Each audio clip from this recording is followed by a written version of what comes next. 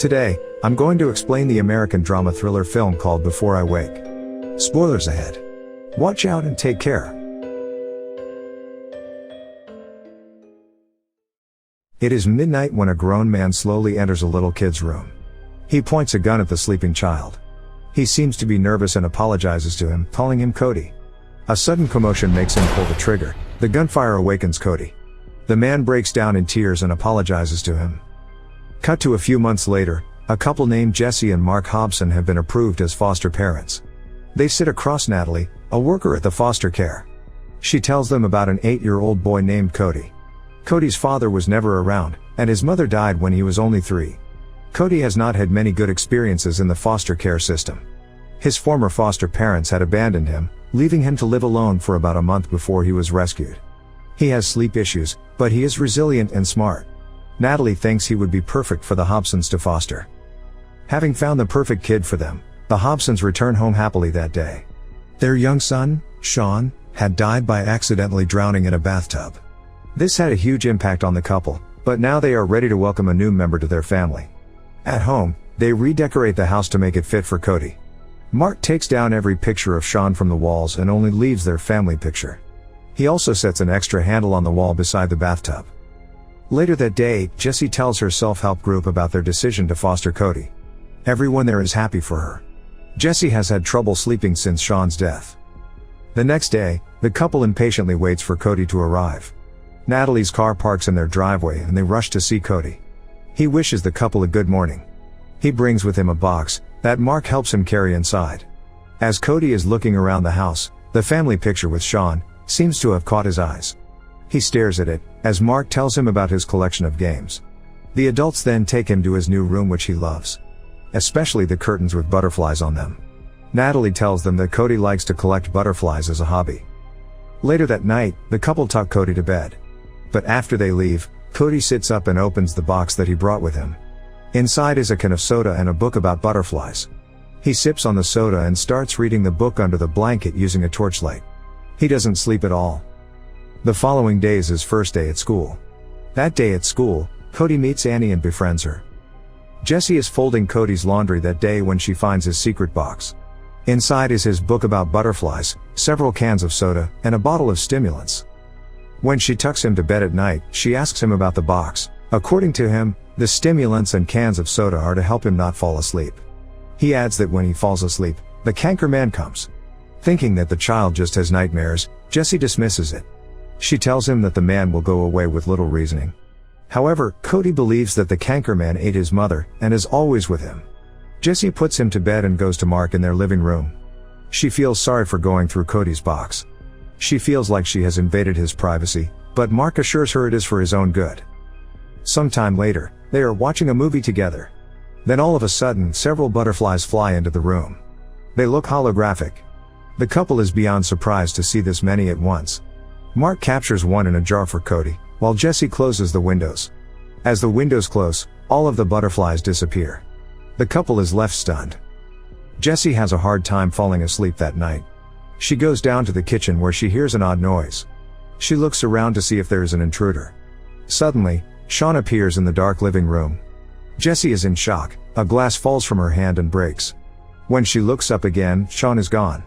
She goes to Cody's room to check on him. He sleeps peacefully. Cut to the next day, Jessie is back with the self-help group. She tells them about seeing Shawn. According to her, Shawn seems angry to be replaced by Cody. Later that day, Mark notices Cody staring at their family picture with Shawn in it. He talks to the couple about Shawn. They lovingly answer all Cody's questions. At night, the butterflies appear again. They look around when suddenly, Shawn appears in the room. He is wearing the same clothes as their family picture. The couple is beyond surprised. They walk up to him to touch him. When they do, they realize that he is actually real. But Shawn suddenly disappears. At the same time, we see Cody wake up. He comes down and apologizes to the couple. The breakfast the following day is awkward. Jessie and Mark do not know what to say. They are still in shock. But they believe that Shawn's appearance has something to do with Cody. Cody apologizes to them for something. Later, when Cody is back from school, the family watches videos of Shawn.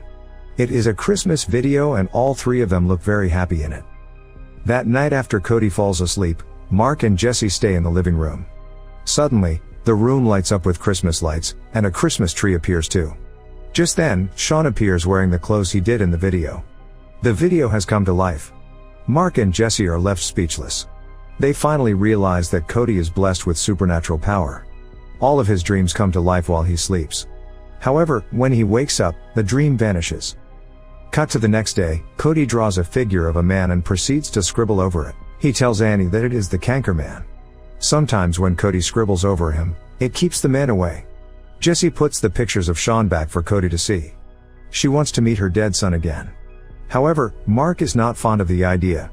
He accuses Jessie of using Cody to fulfill her desires. But Jessie insists that Cody is the only one who can help them heal.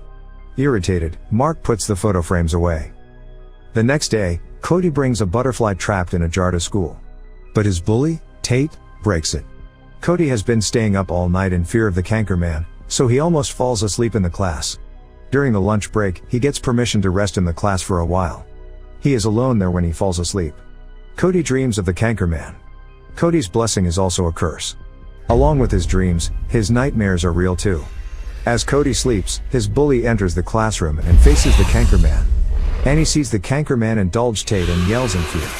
Cody wakes up, but Tate has disappeared. The police arrive at the school to investigate the disappearance. Cody cannot risk sleeping now, so he takes coffee to avoid sleeping. That night, Cody reads the book about butterflies like he usually does. Suddenly, he hears a noise. He checks under the bed when suddenly, Tate's ghost appears in front of him and drags him under the bed. Cody tries to fight and screams, "I am awake." Meanwhile, Shawn appears before Jessie. He too is saying, "I am awake." Cody yells loudly, which makes the dreams go away. Jessie rushes to him, asks him what is wrong, and tries to calm him down. The following day, Jessie talks to a doctor about Cody's insomnia. Meanwhile, Cody and Mark go shopping and buy stuff for Cody's room. When they get back home, two police officers are in front of their house. They want to interview Cody about Tate's disappearance. Later that day, Cody asks the couple about Shawn's death, but the couple dismisses the questions. Jessie mixes the prescribed sleeping pills with Cody's milk, unbeknownst to her husband. And he drinks it. Mark informs Cody that Shawn had died from drowning as he tucks him to bed. The drug makes Cody sleep peacefully that night. Jessie and Mark are in the living room again. Sometime later, Shawn appears in front of them, but he looks evil and vomits water. Mark rushes up to wake Cody, but he cannot wake up because of the drug. Soon, the dream turns into a nightmare.